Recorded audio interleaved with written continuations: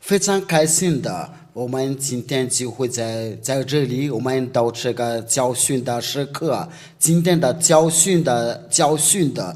就是第四课的教训话题就是为什么亚胡说的名字被改了，然后就成为耶稣就是在那个圣经所写的他的名字就是耶稣。而不是亚胡说。那我们今天就是要解释这个话题，因为我们都已经看到了，在那个三个教导之前，都是我们已经教育过，我们都看到那个耶和华耶稣都是在教育做的教导，为什么？就是亚法的名字就变了为耶和华，亚胡说的名字为什么变了耶稣？那我们今天的就是一起研究这个话题，为什么会这样的？那首先我们就是按照那个圣经的，就是我给你要解释因为就是父耶法愤怒的时候就是以色列的人大愤怒的时候，他们就不听从的上帝的命令的，然后就是父亲的亚法对他们愤怒然后就是他们要得到咒诅的时候，被咒诅的时候在以色列的地方就是没有求告这个拯救。就这个拯救在他们的当中的不可以提高因为父耶法的名字就是拯救，亚胡说的名字也是拯救。那上帝要宣布过后就是说在这边就是没有这个拯救，那就是亚胡说的名字被灭绝了，连那个使徒们也被灭绝了。那就是那个拯救就不会在他们当中传出去连那个橄榄树两棵橄榄树都被杀掉了。就是我们说话的时候就是以色列的就是要杀上帝那这个我们已经通过这个教导来解释因为父亲的名字不会在他们当中的要传出去因为带着拯救，那这个使徒们的就是为了这个名字都被杀掉了，那就是那个其他的国家趁这个机会就把这个名字改了，应该就是那个名字就是要无说要除掉这个罪，他们就是要把那个耶稣的名字要写在那个圣经上面，就是要教人要犯罪，要教那个耶稣要教他们要和魔鬼同在。那我们就是要通过这个表来解释一下就是你们技术员当我说要打开的时候，你们才能打开。我先准备一下。这个是在哪里？我们直接要打开这个上帝的道，就是在那个先知的书，在以赛亚书第6章第11节，这个就是从亚法那里的咒诅这就是父亚法的话，他有愤怒的时候就想给那个把他的诅咒要领导以色列的，在耶利米书。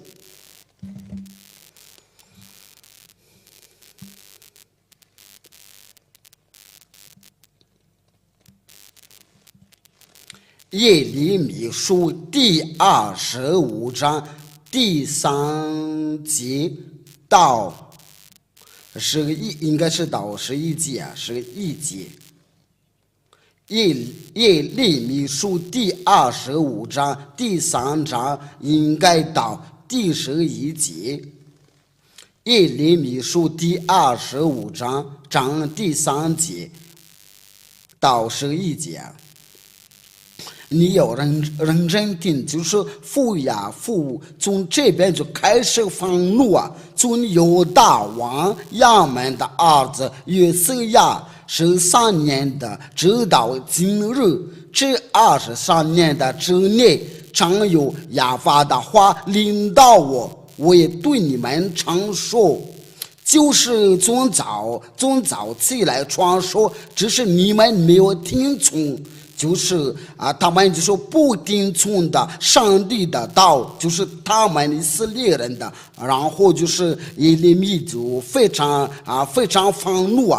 亚法也从早上起来，差遣他的仆人众先知到你们这里来。只是你们没有听从，也没有自而定的，就是这位上帝一直差遣他的先知，却他们不听的，只是你们没有听从的。说你们个人当回头，离开恶道和所做的恶，便可居住亚法古时所赐给你们和你们的列祖之地，直到永远。你不可随从别的神侍奉敬拜，以你们所做的惹我愤怒那系列的所做的所谓就是叫上帝愤怒这样的我就不加害于你们。就是这位父亲亚法已经向他们已经警告，在第7节。然而你们没有听从我，今一所做的惹我愤怒，伤害自己这是亚法说的，就是他有说话的时候，却你不听从的，然后他就来伤害你。假如说西家对你们说过了，你们不需要总说这个是条件，却你们也是总说。却你们没有你们没有听从我，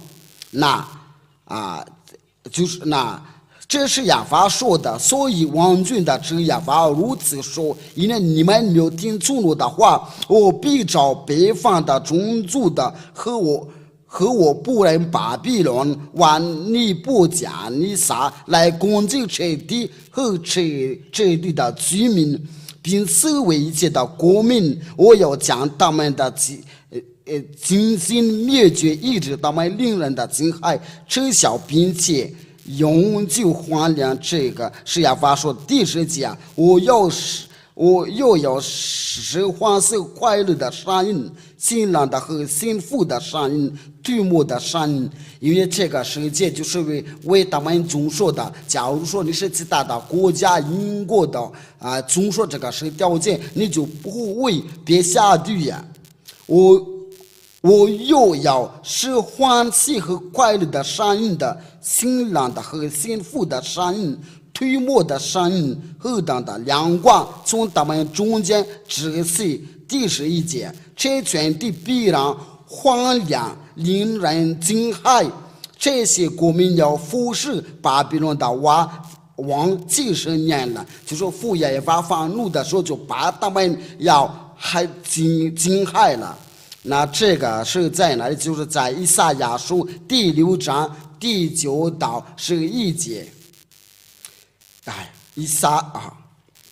以赛亚书第6章第9到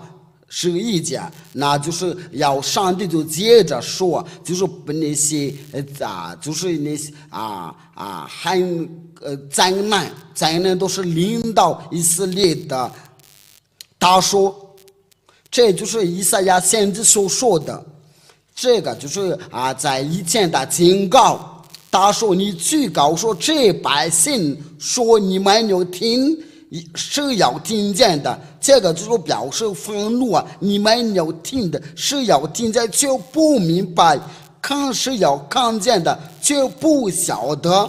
就是你那的眼睛能看见，却不晓得。要使这百姓的心门只有耳朵发沉，眼睛昏迷，恐怕眼睛看见了，耳朵听见了，心里明白，我转过来便得医治。就是上帝就是叫他们要不再明白，这个是上帝对你要愤怒的时候那这个就非常恐怖就是你在这个罪孽之下的，就是你的耳朵都发沉的，眼睛都昏迷，眼睛都看不见了，恐怕眼睛看见的，耳朵听见的，心里明白。那这个上帝的道，就是说他们不会再回转过来，不会再变得医治啊，所以就是他们的眼睛就不能再看见了，他们就不能回转过来，就是叫他们不再能看见的，不能再听见的，就是他们就不能心里不能他们就不会回转过来，因为他们不会转过来的，这个都是个咒诅。因为他们不会转过来，因为按照那个上帝的道，只要提高上帝的名字，我们只要求告上帝的名字，就必然得救。这个是在这个经文是在哪？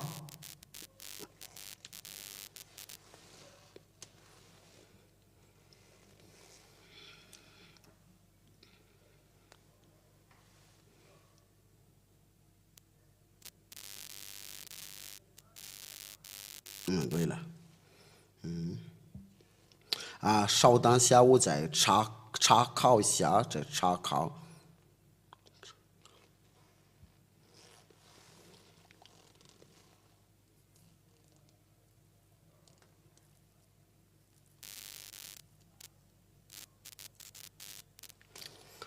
就是这个经文是在哪？就是说放求告，我们要查考一下这个经文。我们要听一下，我先听一下，我们要查看一下，所以你们要稍等一下，直到我们能把它找出来。这个就是为了我们不能把所有的经文记下来。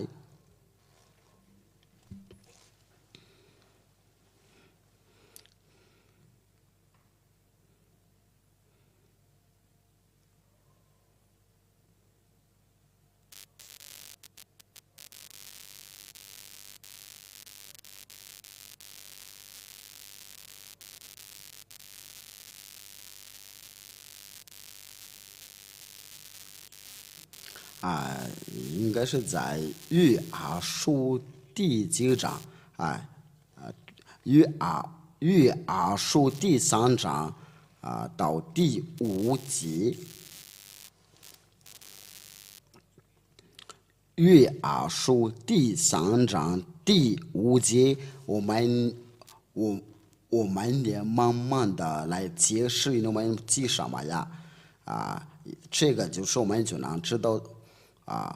就是在这约珥书第3章第5节，那时候凡求告耶和华的名，就必在心上的，因为就必得救啊！只要你要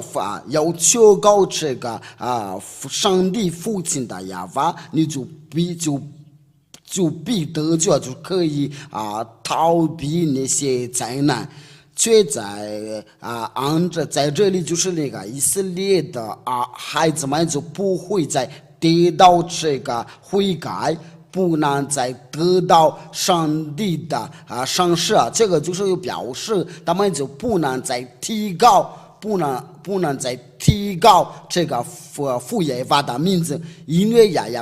父耶和华的名字就是他们要求告这个名字，他们就能得救因为你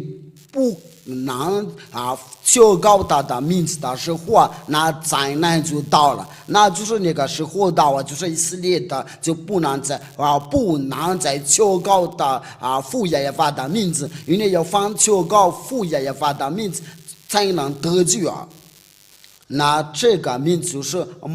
就是越来越要被消化了。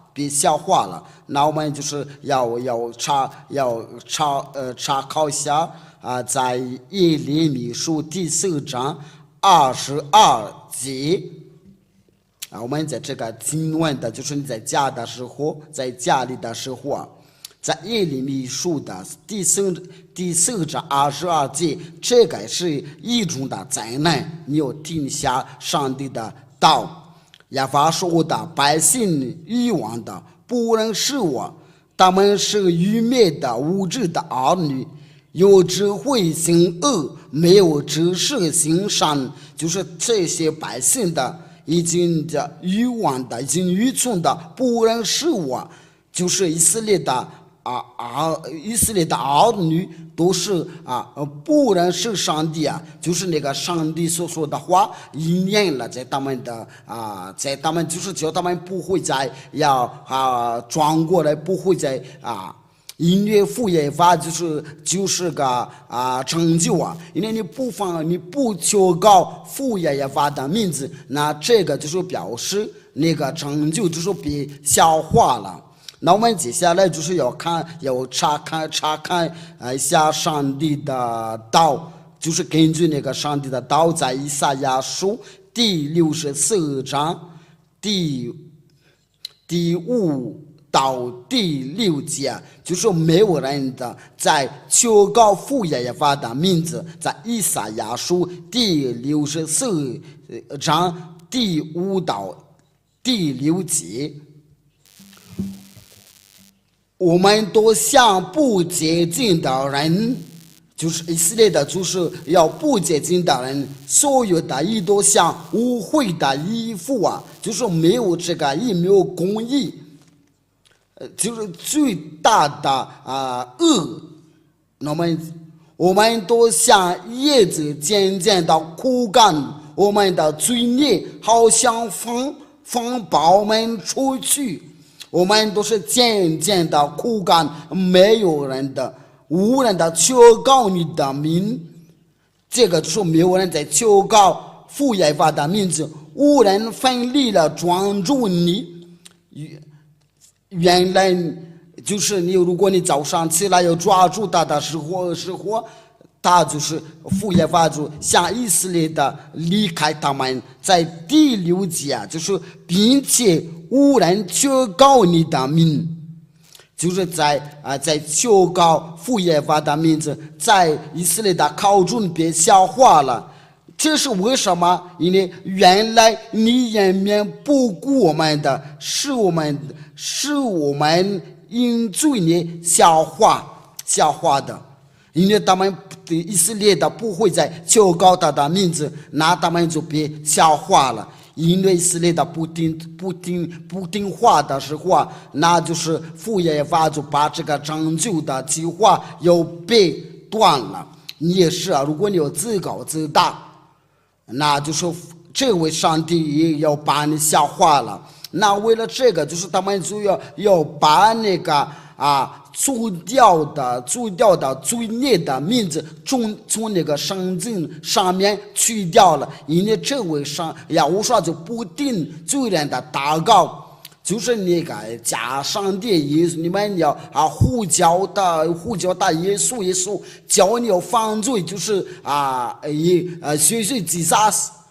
都是叫你要犯罪。你要想一想，为什么这个名字被去掉了？就是没有，并且无人求告你的名字，无人奋力抓住你。原来你眼目不顾我们的，是我们因罪孽消化，就这个民族被灭绝了。那接下来又发生什么情况了？在阿摩司书第6章第9到第11节，这个对以色列的要灾难灾祸，在阿摩司书第6章第9到第11节，我们一起念这个就是那个灾祸要临到以色列的。那时若在一方之内剩下10个人，假如说这个房屋有10个人，也都必死。死人的百数就是少的10手的，要将这10手搬到房外，问房屋里见的人说：“你那里还有人没有他必说没有。又说不要做神，因为我们不可提亚法的名字，就说不可提亚法的名字，因为一提亚法的名字，那就是人就会变色了。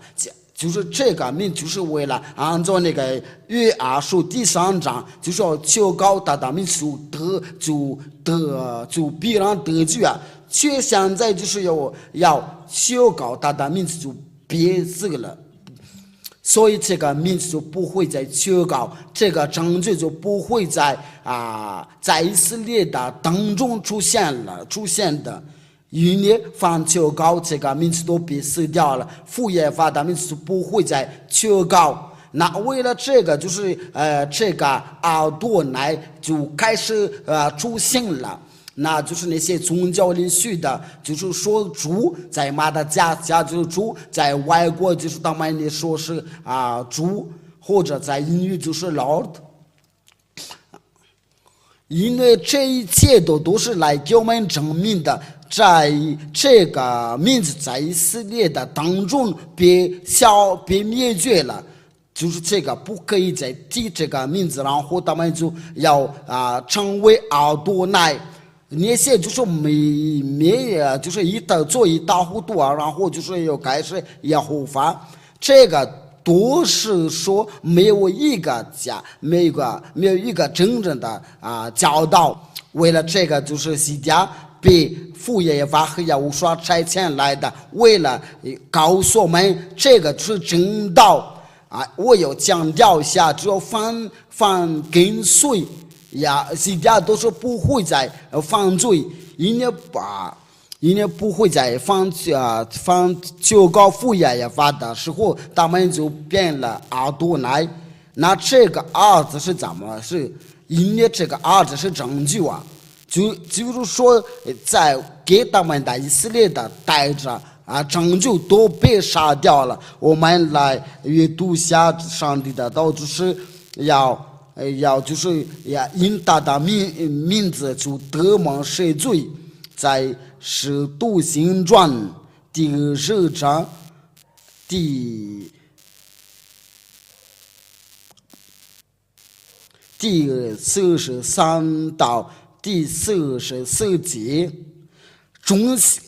众先知为他做见证，说凡信他的人必因他的名得蒙赦罪。就是说，这个上帝的儿子的名字也带赦罪带这拯救只要带这个拯救都被灭绝了，父耶和华就不可以再求告，他们就把他称为阿多乃。那上帝的儿子就是耶和华也把灭绝了，不可以再求告。就在这个天下，除了耶和华的名字外，就不可以靠着拯救只要带着这个拯救都被他们灭绝了。那为了这个耶和华的真正的名字在圣经上面被灭绝了，这就是这个就是那个答案。因为这个名字带拯救就被灭绝了，使徒们都被杀掉了。因为我们都记住就是约翰的，他带这个拯救然后他在那个巴木海岛上被监狱了。记述录第1章第9节，我约翰的就是你们的兄弟和你们的在耶和华的患难国度人耐力一同有份，为神的道并为给耶和华做见证，正在那名叫巴木海岛上。我们都看到，就是为了耶和华做见证，他就是被监狱在这个海岛上。我们都看到是无论是谁在以色列的有传这个拯救都被杀掉了。我们也看到就是那个使徒们，他们就开始要转告这个名字的时候都被杀掉了。在使徒行传的第4章应该是18节到19节，第19节，于是叫他们禁止他们中不可犯耶和华的名字讲论教训人的。这个首都就被禁止不可要犯呀这个名字要讲论的。我们要看一下《使徒行传》的第5章第40节。使徒行传的第5章第40节，请要听一下。公会人听从了他，便叫使徒来把他们打了，又吩咐他们不可犯耶和华的名字讲道，就把他们释放了。这个是最后的警告，就是这个也把他们打了。就是在那个以色列的当中的就是没有这个拯救，然后这个名字都被杀掉了。这个副业法的名字不可以去告，耶和华的名字不可以去告，使徒们被杀了，然后那个罗马人、希腊人趁着这个机会就把这个名字改了就是在外国，然后这个就是变成了耶稣这些书后面就是自杀，都是在这个耶稣或者是作死，然后这个耶和华的名字被去掉了，因为是他们都被他们杀了，耶和华都被他们杀掉了。然后那个罗马人、希腊人把这个名字改了，所以那个绝经书都是用希腊的语言来做着，那就是他们把这个耶稣或者耶稣，那从这边开始耶和华的名字都被去掉了，然后他们把这个名字改成了耶稣或者是耶稣，那你们就要必须要犯罪呀。真正的上帝的儿子，他就怎么说呢？他说不要再犯罪，这个就是真正的耶和华。那你要相比下耶稣所做的，因为耶稣或者就是自杀，他们都说必须要犯罪呀，因为他说你是个人类，必须要犯罪。真正的上帝他叫耶和华，我都已经宣布这个他的名字。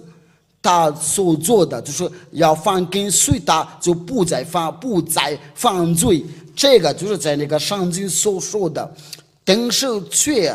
是为了这个问题，就是他的名字被灭绝了，然后那个罗马人、希腊人就趁这个机会把这个名字改了耶稣，所以这个耶稣都一直没有除掉人的罪。放跟随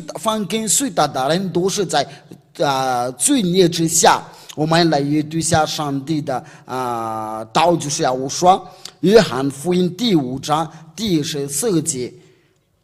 这个就是那个上帝的真正的上帝的儿子，他的名字叫耶和华，在这个圣的王国，就是西家的教堂有这事了。后来耶和华在殿里遇见他，对他说：“你已经痊愈了，不要再犯罪，恐怕你遭遇了更加厉害。”我们再强调，你已经痊愈了，不要再犯罪，恐怕你遭遇了更加厉害。真正的上帝的儿子，他就说犯跟随他就不再犯罪了。在这个全世界就在西家的教堂又发现了这件事，不管在那个教堂都是犯罪，就是大家没人看见的时候，他就是要犯罪。如果你们不知道这个，就叫做犯人。就在耶和华的教堂，在西家的教堂才有这个部分，可以给全世界做见证了。有人害我们的，这个是有的，但是我们从来不害别人的。这个是第一件事啊，就是上帝的儿子说不要再犯罪，劝你们跟随啊，耶稣学习自杀都在犯罪呀。这个就表示你们所拜这个耶稣这个学习这个自杀都是假的。这个你们不会反对，因为说的都是实在呀。第二件事，在约翰福音第8章第11节，这都是上帝的儿子所说的，就是他要就是他要看见一个妇人的，因为耶稣说你们不再没有罪，就是先拿石头打他，因为那个文士和法利赛人带这个心意的是比那的妇人来，因为他说按照那个法律就是应该打，就是要拿石头要打他。耶稣说没有啊，我也不定你的罪，去吧。从此不要再犯罪了。这个话是写得很清楚，我清楚把它放大一点。从此你不要再犯罪，那你为什么你到现在都还是犯罪啊？这都是那个你所遵守的十条诫的结果，还有你所拜假上帝的结果。那你嘴里都一直说必须要犯罪，却犯罪都是从魔鬼来的。这个是给你个警告，就是要犯罪都是属魔鬼。约翰一书第3章第8节，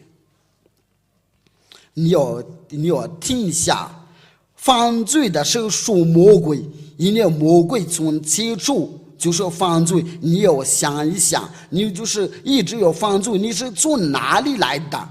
就这个耶稣啊，都是你所跟随的，都是你所有拜的那个假上帝，都是没有要除掉你的罪。那真正的上帝就是你们有这种的说法是平白，他说不要再犯罪这个约翰福音第8章第11节，我们把它有写好。从此不要再犯罪了，从此不要再犯罪了。这是上帝的话对那个妇人来说，他说不要再犯罪呀。所以那个假上帝他说你要犯罪呀，因为你是个人类，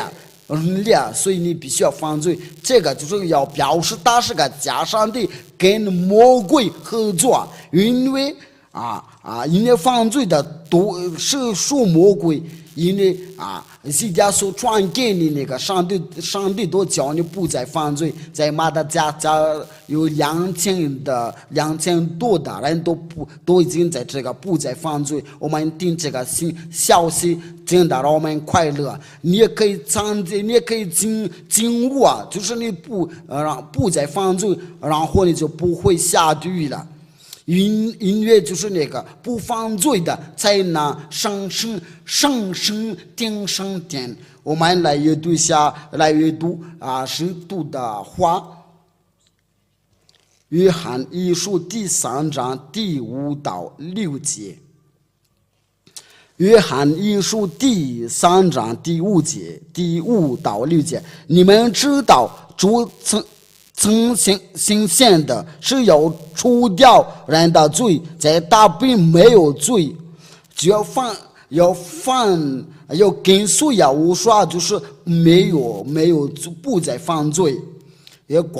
还说过系列，我们这个系列在接下来的在下一课的教训还是要解释一下关于这个系列。他有除掉人的罪，在他里面没有罪呀。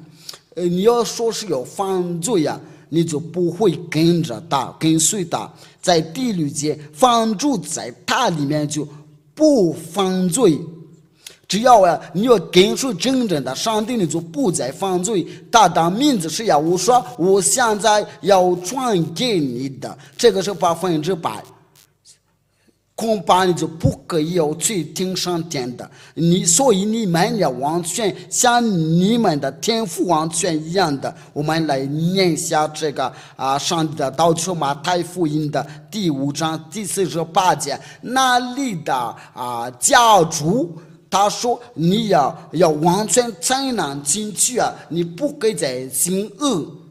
马太福音第5章48节，所以你们要完全像你们的天赋完全一样的，就是你那里的家主说，你必须要完全的才能来到我这里啊！因为这个家就是属于他的，他是个圣洁，所以你不会你就是个放任的，就不会要，因为你就是个种子。那就上帝的说必须要完全的不再犯罪，才能上去天上天的，这个就是那个完全的不再犯罪。约翰一书第3章第5到第6节，你们知道主要呈现的是要除掉人的罪，在他并没有罪啊。就是我们刚才那个上帝的道，就是你们要完全的，这个是一致的。放住在他里面就不再犯罪，犯罪的是未曾看见他，也未经认识他，这是上帝所说的。那你所跟随你的都是个假的，都是魔鬼的。那你要想一想，因为这是上帝真正的上帝的道。那就是我们要查考一下那个上帝关于这个真的不再犯罪嘛。因为约翰一书第3章第9节，犯从神圣的就不再犯罪。只要你要上帝要胜你的，你就不再犯罪。所以你所拜的这个上帝罪耶稣基督都是叫你要犯罪，都是大是假的。因为上帝说要放纵神圣的就不再犯罪，因神的道在他种在他心里，这个他就不能犯罪。这个就是那个圣灵，所以他就不再犯罪。因为你要犯罪，你就说没有圣灵，因为你所拜的这是假的，你还是坚持要跟随他。因为上帝就说不定犯罪的祷告，他要把你下地啊！你千万的别死了。你离开这个世界的时候那你就是直接下地啊！雅虎说的大十几家在劝你的。我在结束的时候就是要读下这个约翰一书第5章第17节，我们放雅虎说的名字来念下。约翰一书第5章应该是第17还是第18节？不好意思，18节。犯不义的事都是罪。我们知道犯从神圣的就不必犯罪啊。那这个就是在雅无刷里面受过洗礼啊。因为从神圣的就必保守自己，那恶者就无法害他，那就是那个魔鬼就无法害他，因为他知道最后的一口气他都接近了。这个只有在雅无刷才有这件事。为了这个，现在就呼叫你要会转过来到雅无刷。我的话就是到这里，我叫你要受洗礼。在约翰不是使徒行传第22章第16节，我们一起念，我们放有神的名字一起念的。这个就是你要教你通过这个真道要呼叫你。现在你为什么当然的起来求告雅无刷的名字？那你要做什么？你要受洗去你的罪。你这个就是你必须要受这个洗。那些马的家人就是对来说，那我们是怎么办呢？因为这边都已经没有给我们这个洗礼，你们要去外国那里洗礼吧。因为如果你们想拯救自己的话，就是你们要去外国那里，因为那个这个给你洗礼的时候，却你不管，那你只要去那个外国那里洗礼。所以上的道就是说，你要起来求告他的名字，受洗洗去你的罪，你要被下令的必须要受洗礼，按照那个新受洗必让得救啊。那个是洗礼就是洗家所做的，在亚无刷里面，因为在亚无刷里面只有洗家负责这个给你这个洗礼，因为只有他有这个圣洁的。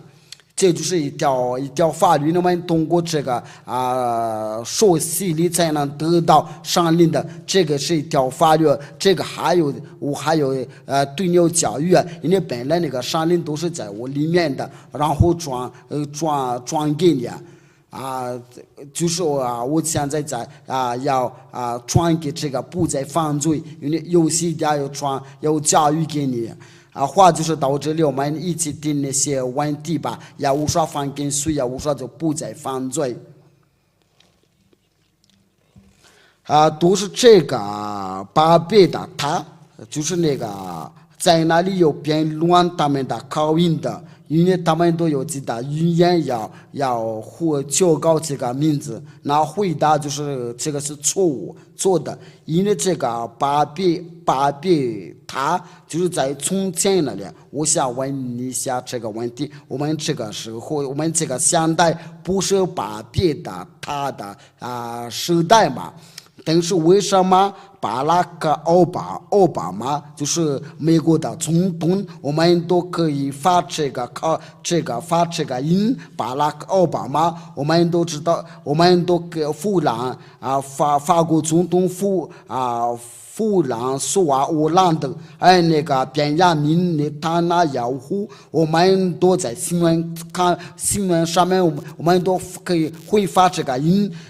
叫拜登，我们会发这个音。但是为什么我们要求告亚乌说的时候，你就是说我们不会发这个亚乌说这个名字？那这个是真理就不可以改，因为法律就叫说，我给你要颁布这条法律就是没有因为这个名就是一个名字，不可以加也不可以减的。在《使徒行传》的第4章第12节。除了他以外，别无拯救，因为在天下的人间没有记下别的名，我们可以靠着得救。因为只有亚乌说的名字才能除掉我们的除掉罪呀。那你说就是哪里有辩论的他们的口音的口音是他们的语言比较不同，都是没有要除掉你的罪，因为犯罪都要下地呀。到时候你就是一个愚蠢，那就是你这个借口就是我教你要下地呀。第二个问题就是关于这个以赛亚书第50章27，因为这边写的是有刷不是亚乌刷，如果你要求过这个有刷，你就不会除掉你的罪。法律记者说就是要通过那个假如说我们来在默示的话，我们才能知道亚乌刷。我们来念下这个约翰福音第5章，在约翰福音第5章。我们必须念下这个，为了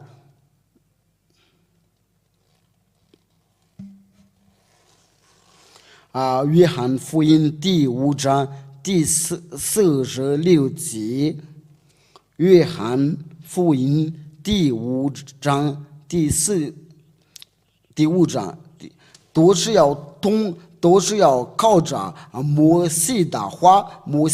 我们才能知道这个名字。因为这个以赛亚都已经调整了，只要摩西已经说过了，那我们要去以赛亚那里干嘛？不要想我在父面前要给你们，要控告你们。有一位告你们，就是你们所信的摩西。不是这个，是约翰福音第5章46节。你们如果信摩西，也必信我，因为大树上有着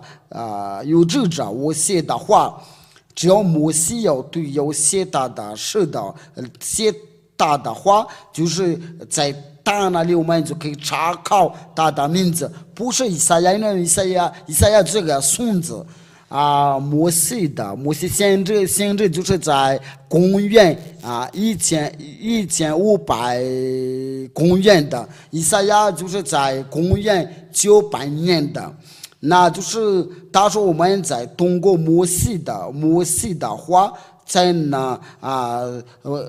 摩西的书上有指着摩西的话，我们也看到就是在那个民数记就是上的这位拯救者民族从这边出来就是有说就是拯救在犹大人的语言的原中的有说就是拯救我。大原来的民族是何西亚。我们来念下这个上帝的，导致通过这个希伯来的圣经。我不好意思，因为我们必须要阅读这个圣经，这个拯救就是我们通过这个希伯来书，一位就是亚胡刷，就是亚胡刷的一位就是上帝拯救。我们来念下民数记第13章第16节，我们必须通过这个民数记第13章第16节在希伯来的圣经的，我们就念下这个希伯来记。这个希伯来记就是在我们左边的这个就是那个读音艾勒什莫阿纳什阿舍沙拉乌沙拉阿莱兹法克拉穆舍勒谁有啥伊nun有说就是就是在因为它不代表亚法的名字，就是耶和华他的名字就是叫耶和华。那我们就是我们的通过音语的来念下这就是摩西所打发古代的那地质人的名字。摩西就成了嫩的儿子何西亚为耶和华。这边就是耶和华就是耶和华，然后他们就是叫何西亚。那就是那个何西亚的以前的名字，就是摩西要成为他的是那这个何西亚的名就是耶和华。那这个耶和华就是在希伯来的希伯来语就是这一位就是拯救这个在希伯来就是耶和华。然后摩西也就是要成为耶和华，那就是我们的家人就是叫他耶和华，在英语应该是耶和西亚。那这个就是叫做他们把这个一改成了一，就是做说。那这个成就就是摩西爷爷已经宣布了，这个就是摩西指着我写的话。那这个有说就是个拯救。我们要说一下胡说的道，因为他说他有代表父的名字，在约翰福音第17章第11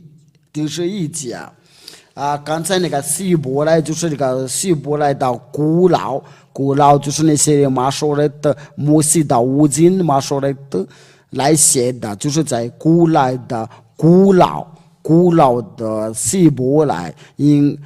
该是在公元的600年就是他们在当时就要知道这个真相。这个还是一个教训的，要教育给你们。但是为了这个问题，我先的回答。从今以后我不在世上，他们却在世上，我往你那里去。圣父求你以你所赐给我的名保守他们，叫他们合而为一，像我们一样。那我们就是要查考一下那个父亲的名字。这个摩西的五经，就是在那个古老的希伯来语。我们来念下出埃及记第15章第2到第3节。我们通过这个，我们就可以查考父耶和华的名字。这个就是用希伯来语。我们看这个字就是这边有那个3个符，有这个符号就是这个他们读的时候就是呀。他们念的按照那个希伯来的字母，看到这个形式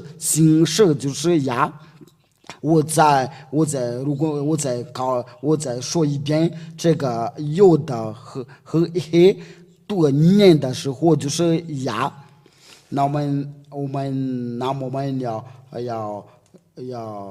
再说一遍这个。要念的时候就是阿西菲西姆拉呀，法里一说，这里翻飞舞发龙门路。这个因为就是要通过这个音语，就是这个犹大语呀是我的力量，我的诗歌也成了我的成就。这是我的神，我要赞美他；是我父亲的神，我要尊重他。这个就是呀是我的力量，我的诗歌。那我们说这个哈利路亚，就是要荣耀给呀。那父耶和华的名，就是我们要看到这个呀，我们要念下第3节。还是希伯来摩西的五经反什么？我们都已经看到那个形式，这个就是那个亚法这个形式但是他们就是要写改了，但是这个也是不对，就是那个天主教都已经改了，所以这个不对在这里那个亚的形式就是有的和，但是我还是在其他的教训我还是给你们的要解释，但是为了那个问题我还是先回答就是这个念的时候，这个形式要念的时候就是呀，就在这里是什么呀？念的时候就是呀，那这个念的时候就是呀，因为这个念的时候，那这个念的时候也呀，那就是呀吧，打在这边就是没有念那个呀，就是打呀。因为这个有些都是要把这个改了，就把那个名字，假如你把这个名字改了，有法或者有法都是没有除掉罪根据那个希伯来的语就是亚法，在出埃及记第15章，他们在这边就是要写那个亚非亚法是将士，他的名是亚法。就是说这个有的大就是因为就是亚法，这个是希伯来语。全那些就是在那个现代的人都是把它改了。这个原文的是改了之后，就说没有这个定位那这个就是那个对你们那个订阅，就是哪里有名字能除掉这个罪，那就是西家所传给你们。那父的名字就是亚法，因为这个亚就是不可以改，因为这个有的和念的时候就是亚，那这个就说明的这边就是亚法，那这个就是亚法。这个就是亚法，有的和这个亚法，我们都看见了，这个念法读法的读法就在那个左边往下一点，这个是亚法，写的时候就是亚法，开头就是亚，第二个是法，那就是叫以为就是亚法。那就是这个我们看到亚在接着时候就是法，那一起念的时候就是亚法，那上帝父亲的名就是亚法，我们刚才念的那个经文的就是上帝的儿子代表父的名就是神父你所赐给我的名字金宝说他们，这个就是代表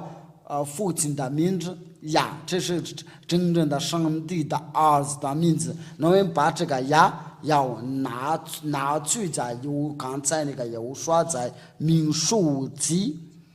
我们把这个要移到把这个名字移到这边，就是说我们要补这个名字。就是这个就是那个何西亚，我们把那个上帝的儿子名字，这个是犹大人的语，我们把那个父亲的名字要补在里面，就是说就以为要胡说，那这个大家都是说，它是代表父亲的名字这个就是要加上那个有说，就是要胡说。你看电视的时候，我在写在上面，我把这些都有去掉了。这个话题我们呢是我在教育给你们，但是为了这个你们提这个问题，我就先回答呀。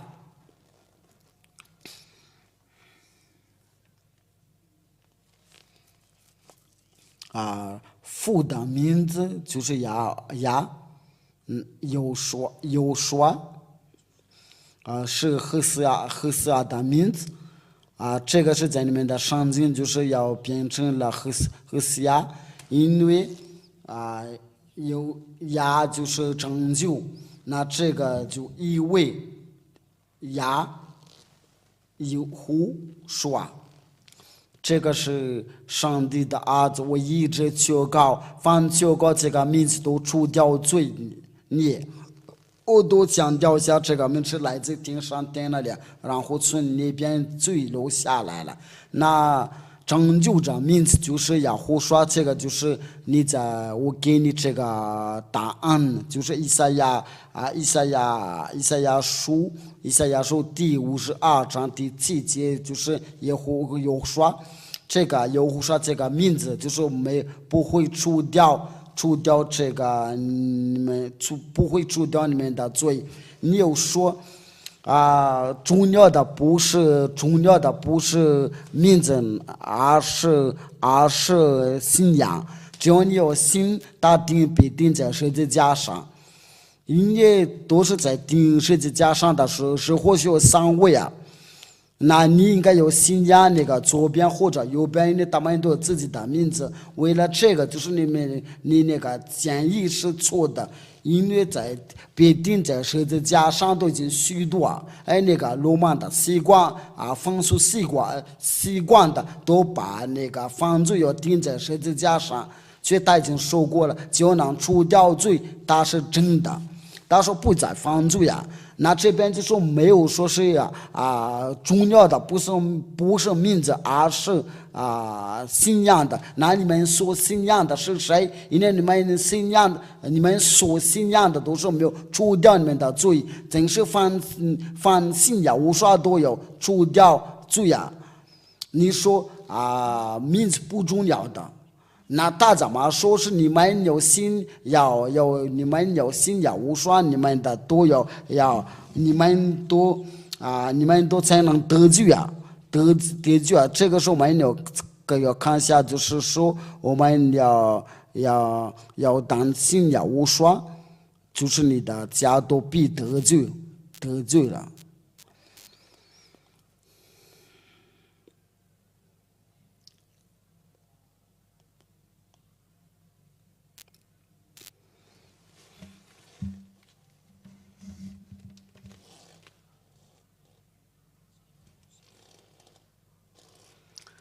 使徒行传的第20他为什么说这句话呢？如果你说这个就不重要的，这都是那些简直是胡说八道。因为上帝的道主说，我们要当心的要无双，你和一家人都必得救。在使徒行传第16章第3节，有领他们出来说：“阿瑞先生，我要当这样行才能得罪。”他们说：“当信就是无名字，就是按照你们的想法。”这边有名字，他们说当信主要无双，你和你一家都必得救啊！你就是刚才那个第那个问题都是魔鬼的想法，就是你有信的就足够了。这个都是抗拒要无双的话，因为这边都说你要当信要无双，因为就是我们必须要求告要无双的名字才可以，所以这个就表示这个名词非常非常重要的。使徒行传的第22章第16节，我们放有啥的名字来念的。现在你为什么当念的起来求告他的名字？那这个就是你必须要求告他的名字，你都别这样吧，因为这个都是个假教导。约翰福音第19章第19节，就是比拉多要用板子写一个名号就是说就是那个具体那个句子，就是要改了，缺那个名词不改。假如说在法语就是犹大人的王，在英语就是犹大人的王。我如果用希伯来语的话，我不会说希伯来语我如果查考的话，我可以查考，我可以把它翻译但是我没有说的流利的希伯来语如果查考的话，我就可以能查考。但是重要的不是那个希腊语或者是希伯来语，对我们的加的就是这个是要无说的王在法语要无说的王。在英语就是 King of Jove， 因为这个就是英语的，就是那个装词，在那个装词就不可以改。我们来读一下这个我们来看一下这种的约翰福音第19章第19节，这个就是要教你们要建议你们在家的时候别有这样的想法，因为这样的都是也教你们下地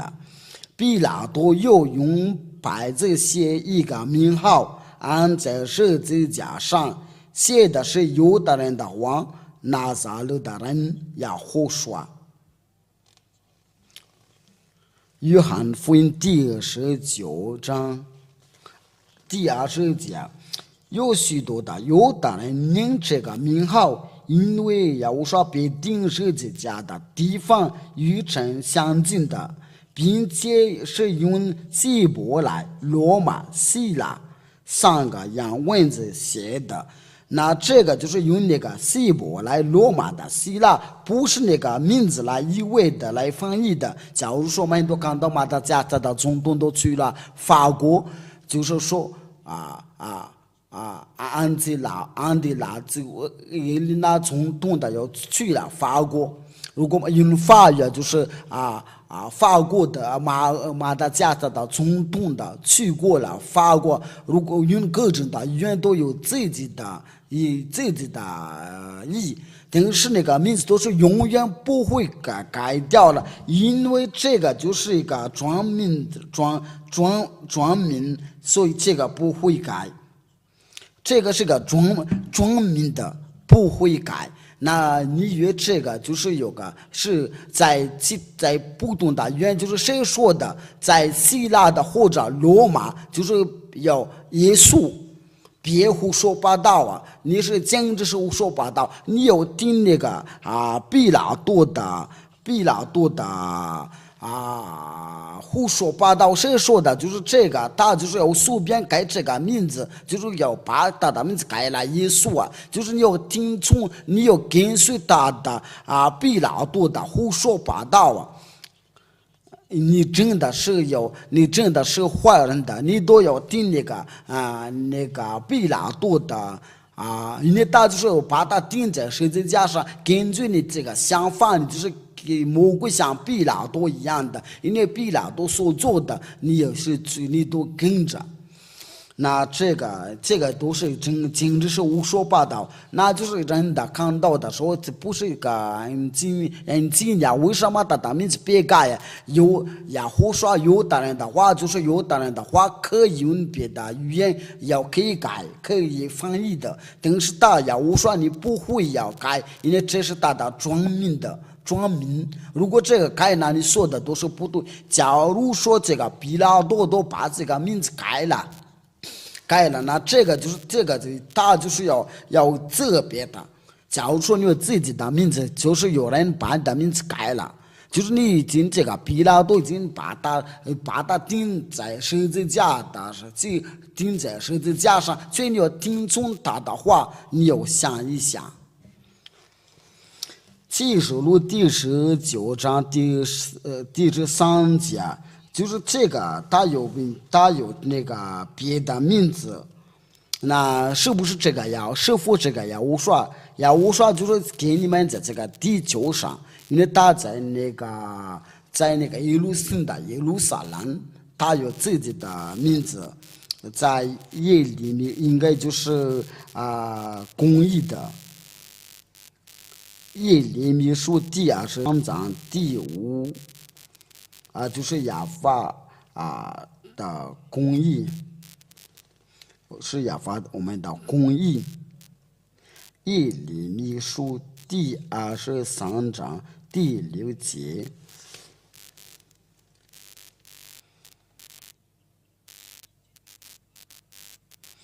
耶利米书第23章第5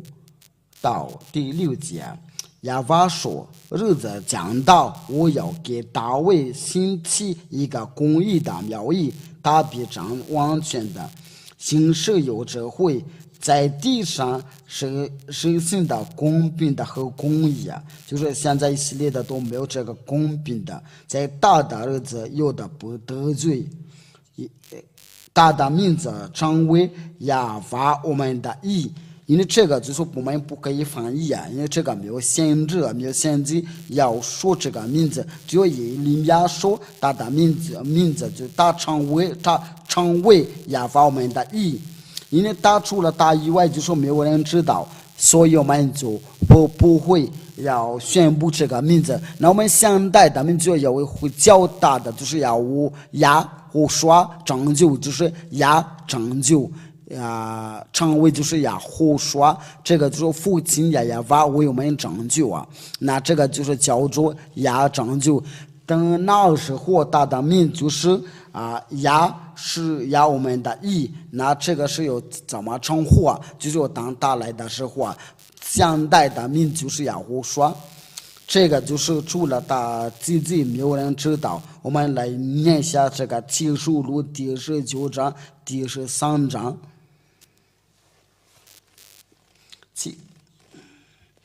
我也可以念这个名字，是他说除了他之外，就是没有人知道。这个不可以的，不可以冒险的，不可以登险的，因为应该差不多，但是我们不可以在顶上点的有自己的语言，但是不跟犹太人的相同。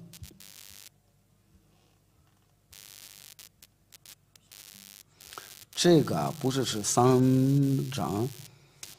不是上节。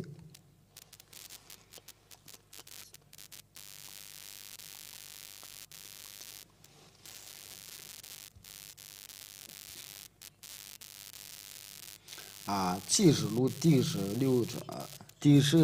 章第16节，在大衣服和大腿上有名的写着说：万王之王，万主之主。启示录第19章第12节，他的眼睛如火焰的，他的头上带着许多的冠冕，有写着名字，除了他自己没有人知道。他有名字，他有来这里的时候，他有自己的名字。那为了这个，就是他现在的名字，就是我说我有许多的名字，不不仅是这些，还有别的名字。因为现在这个宣布你们就足够了。要我说他有另外的名字，那就是要给你们这个，你们就不会再寻找。如果不是这样的话，你就会要把上帝的道要改了。我相信的，你在提这个问题的时候，你应该能听明白。他有自己的名字，我有自己的名字。他不是跟我们人一样的，说明对他们不能随便的提想法。这个就是他的名字，只要你能除掉你的罪，这个就足够了。但是他的名字你也不会知道，我也不会要查考这个名字。那你对这个话题有什么关系的？那我们的教训的就是到这里，我们是第4课的。那我们接下来就是要说第5课的教导。我们多亏上帝的恩典，我们能听到这个教训，我们非常感谢他。我们一起祷告，亲爱的父耶和华，多亏你这个道，我们感谢你，多亏你的恩典，你的善良，都是永生的爱，你所有的爱。我们能听这个道，能接受这个真的道，能分享这个真道，为了拯救他们。你真的是拯救，你的道已经宣布为了拯救他们，你的话已经分享给他们，为了拯救那些不明白，你要拯救他们；那些不认识的，拯救他们。我说你已经来了，现在来了，为了介绍你的那些不明白，请赶快拯救你们，让他们回转过来，永远的荣耀归你父耶和华。我相信有很多人会转过来，亲爱的父啊，请拯救那些盼望的那些外国人的在渴望这个真理。亲爱的父啊，非常感谢你，我奉你的名字做了这一切祷告，非常感谢亲爱的父啊，阿利路亚，阿门。